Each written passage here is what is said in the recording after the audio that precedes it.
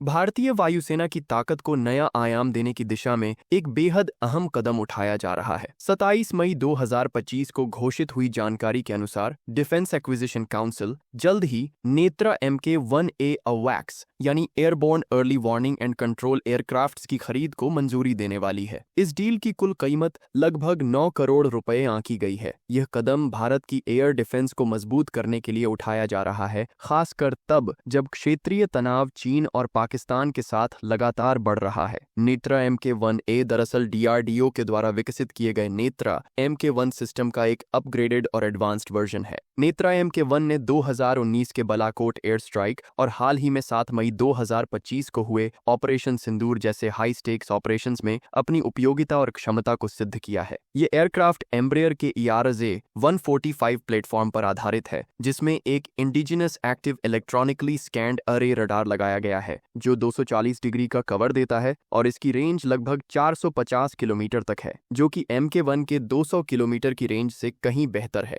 Netra MK-1A में advanced mission sweets, बेहतर human machine interface, encrypted और फास्टर डेटा लिंक्स और एक शक्तिशाली इलेक्ट्रॉनिक वॉरफेयर सिस्टम लगाया गया है। ये सारे अपग्रेड्स इसे न सिर्फ एक सर्वेलेंस प्लेटफॉर्म बनाते हैं, बल्कि इसे एक full fledged command and control aircraft भी बनाते हैं, जो रिकनेसेंस, एयर डिफेंस और जॉइंट फोर्स कोऑर्डिनेशन के लिए बेहद क्रिटिकल साबित होगा। इस समय एयरफोर्स के पास सिर्फ 3 ऑपरेशनल नेत्रा MK-1 एयरक्राफ्ट हैं और एक अन्य aircraft centre for airborne systems द्वारा R&D के लिए इस्तेमाल किया जा रहा है। ऐसे में 6 नए MK-1A एयरक्राफ्ट जुड़ने से वायुसेना की सर्वेलेंस और थ्रेट डिटेक्शन कैपेबिलिटी में भारी बढ़ोतरी होगी। ये aircrafts low flying threats, enemy aircraft, drones और क्रूज मिसाइल्स को जल्दी डिटेक्ट करने में मदद करेंगे और साथ ही मल्टी डोमेन ऑपरेशंस को रियल टाइम में कोऑर्डिनेट भी कर पाएंगे। एक सीनियर वायुसेना के अधिकारी के मुताबिक ऑपरेशन सिंदूर के दौरान नेत्रा MK-1A की परफॉर्मेंस फ्लॉलेस रही, जो इसकी इंडिजिनस डेवलपमेंट की सफलता को दर्शाती है। अब सवाल उठता है कि ये एयरक्राफ्ट कहां से आएंगे। एम्ब्रेयर ने ERJ-145 की प्रोडक्शन तो कई साल पहले बंद कर दी थी, लेकिन अब ब्राजीलियन एरोस्पेस कंपनी भारत की अडानी डिफेंस एंड एरोस्पेस के साथ मिलकर ग्लोबल सेकेंडरी मार्केट से सही एयरफ्रेम्स को सोर्स करेगी। एम्ब्रेयर का ERJ-145 एक ट्विन इंजन रीजनल जेट है, जिसकी रेंज लगभग 2900 किलोमीटर है। इस एयरक्राफ्ट का मिलिट्री इस्तेमाल पहले से ही एयरफोर्स द्वारा किया जा चुका है, खासकर नेत्रा MK-1 और VVIP ट्रांसपोर्ट वेरिएंट्स में। ये फेमिलियरिटी इंटीग्रेशन को आसान बना देगी। एम्ब्रेयर एयरक्राफ्ट के स्ट्रक्चरल मॉडिफिकेशंस को देखेगा ताकि उनमें AESA रडार, ऑपरेटर कंसोल्स और अन्य जरूरी मिशन सिस्टम्स को फिट किया जा सके। इसके बाद AESA radar, electronic intelligence sweets और एडवांस्ड डेटा लिंक्स को इंटीग्रेट किया जाएगा। ये मॉडिफिकेशंस नेत्रा MK-1A को 30 मीटर से लेकर 20 किलोमीटर तक की एल्टीट्यूड्स पर टारगेट्स डिटेक्ट करने में सक्षम बनाएंगे और ये ग्राउंड और अन्य एयरबोर्न एसेट्स के साथ नेटवर्क सेंट्रिक वॉरफेयर में सीमलेस तरीके से काम करेगा। ये पूरा अप्रोच भारत के आत्मनिर्भर भारत इनिशिएटिव के अलाइंड है, जो फॉरेन प्लेटफॉर्म्स जैसे कि IL-76 पर बेस्ड इजरायली फाल्कन अवैक्स पर डिपेंडेंसी को कम करने की दिशा में एक अहम प्रयास है।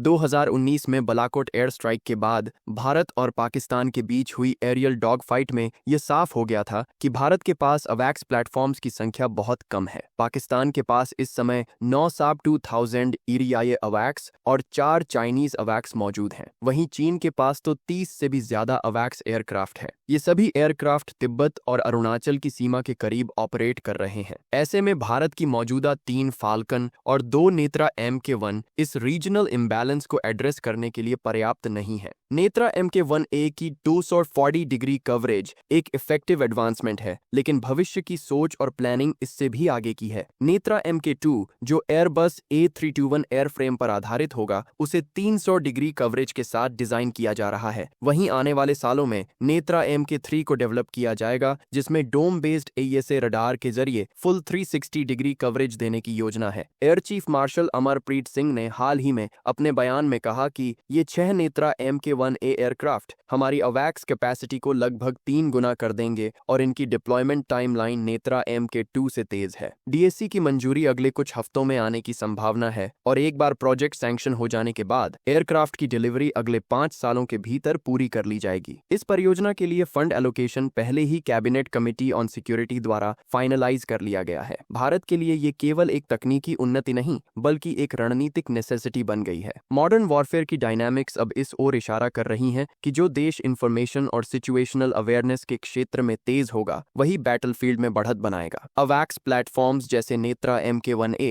उसी डायरेक्शन में एक अहम कदम है। Indigenous radar technologies, tactical data links और मल्टी डोमेन कोऑर्डिनेशन की क्षमताओं के साथ ये एयरक्राफ्ट भारतीय वायुसेना को न केवल सर्वेलेंस बल्कि कमांड एंड कंट्रोल की लड़ाई में भी एक डिसाइसिव एज देंगे। नेत्रा MK-1A का डिप्लॉयमेंट केवल एक नई कैपेबिलिटी नहीं है, यह भारत के सुरक्षा ढांचे में एक साइलेंट रेवोल्यूशन की शुरुआत है जो आकाश में देखता है, पहचानता है, समझता है और निर्णायक रूप से आगे की राह तय करता है।